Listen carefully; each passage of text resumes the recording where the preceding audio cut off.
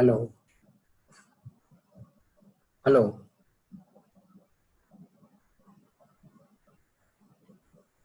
हम लोग इसमें डिस्कस करेंगे कि हमारा एजुकेशन सिस्टम को हम किस तरह से चाहते हैं और हमारा एजुकेशन सिस्टम हमें किस तरह से हेल्प करता है और एजुकेशन का हमारा क्या लाभ है। तो आप इसमें देख सकते हैं कि इस स्लाइड से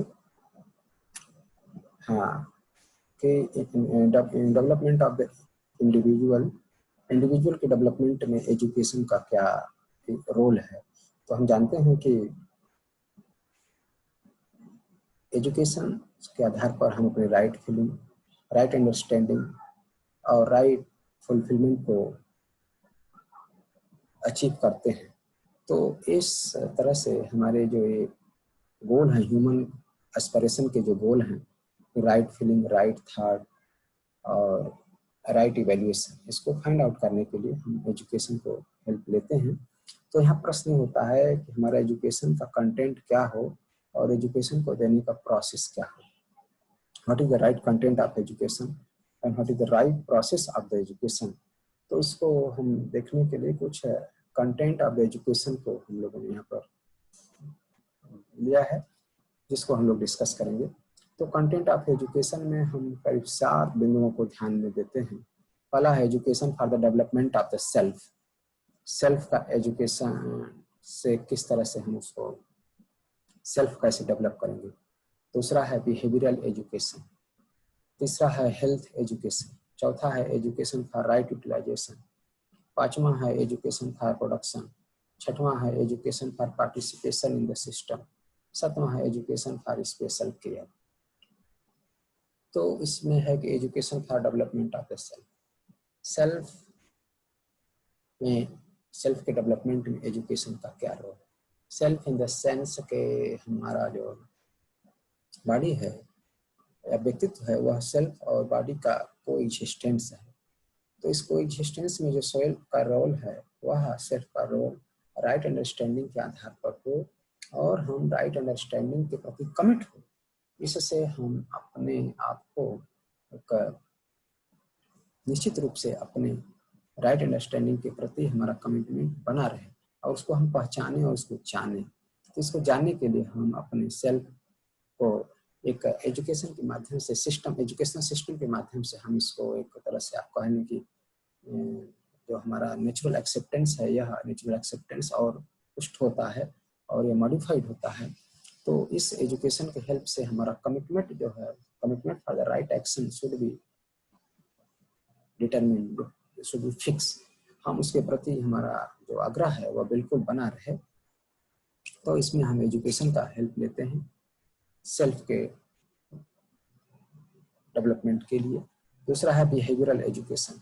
हमारा एजुकेशन हमको इस तरह से तैयार करे कि जो हमारा बॉडी के द्वारा किया गया व्यवहार है, जो समाज में शेष जीवन के लिए, परिवार में, समाज में या व्यक्तिगत जीवन के लिए जो चलाए रखने के लिए हमारा जो बिहेवियर होता है, दूसरे के प्रति, दूसरे को प्रति जो हमारा इंटरकनेक्शन है, वो इंटरकनेक्शन कैसे मॉडिफाइड हो, इसको हम लोग बिहेवियरल एजुकेशन के अंतर्गत ले आते हैं।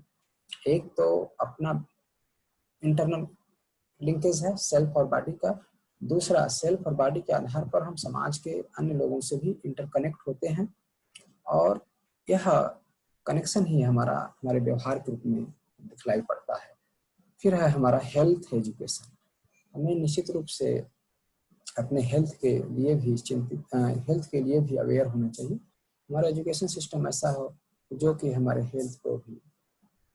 हेल्थ के संदर्भ में हमें यह जानकारी दे कि हेल्थ क्या होता है, हेल्थ का क्या इम्पोर्टेंस है और हेल्थ को हम किस तरह से अपने एजुकेशन के आधार पर जान सकते हैं, समझ सकते हैं। उसके लिए जो उचित एक्शन है, उसके लिए जो उचित कदम है, स्टेप्स हैं, उसको किस तरह से हम उठा सकते हैं।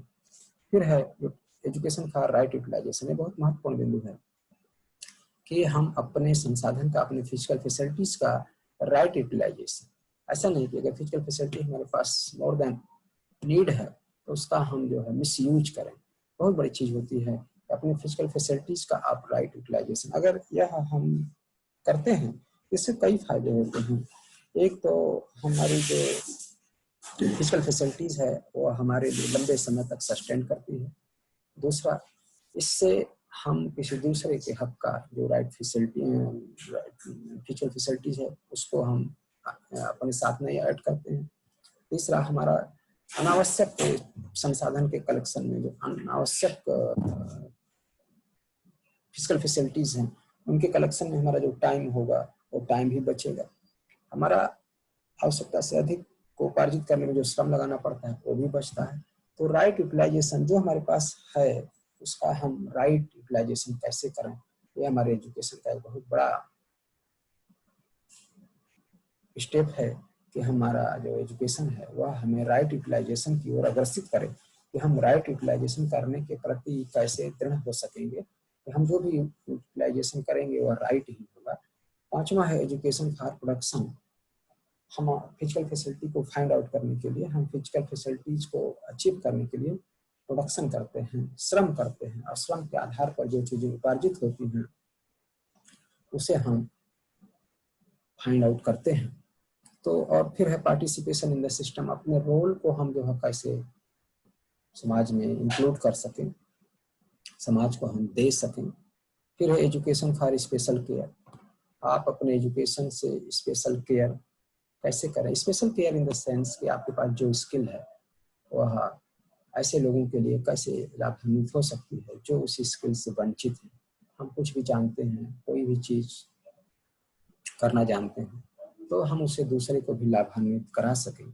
यह हमारे एजुकेशन का जो स्पेशल केयर के अंतर्गत आता है। बड़ा इम्पोर्टेंट पहलू है कि अगर हम कहीं पर किसी चीज पर किसी स्किल को अगर हम जानते समझते हैं तो उसको हम दूसरे तक भी पहुंचा सकें, दूसरे को भी लाभान्वित कर सकें।